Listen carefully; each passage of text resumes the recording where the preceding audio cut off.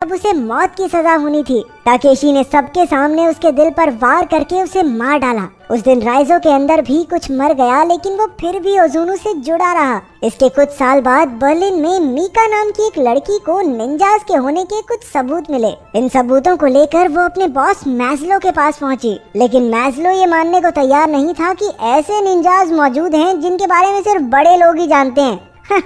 ऐसा कुछ नहीं होता। इसलिए मीका ने उसे सबूत दिखाए कि बड़े लोगों का पैसा इधर उधर होने में और कई नेताओं की मौत में निंजास का ही हाथ है। अब मैज़लो ने इसके बारे में और जानने का फैसला किया। उन्हें पता चला कि सेबैटिन नाम के एक जासूस ने भी ऐसे सबूत इकट्ठा किए थे, लेकिन जल्द ही उसे काम से निकाल दिया गया और किसी ने उसका खून कर दिया था। उधर राइजो भी किसी खास काम के लिए बर्लिन में था। वो एक सुनसान से घर में अकेला था और हर सुबह कड़ी ट्रेनिंग करता। एक दिन वो कपड़े धोने की दुकान पर गया, जहाँ उसे एक औरत दिखी। उसे देखते ही राइजो समझ गया कि वो भी एक निंजा है। उसी वक्त दोनों ने एक दूसरे पर वार किया और एक जबरदस्त लड़ाई शुरू हो गई। कुछ देर बाद हमने देखा कि राइजो उस लड़की को एक वॉशिंग मशीन में भर के चला गया था। उधर मीका उस जासूस की पत्नी से मिलने पहुंची, जिसे निंजास के सबूत मिलने पर मार दिया गया था। उस औरत ने बताया कि यूं तो उसका पति काफी हिम्मत वाला था, लेकिन उस घटना के बाद वो इतना डर गया कि घर के हर खिड़की दरवाजे पर कम से कम 2 ताले लगाकर रखता।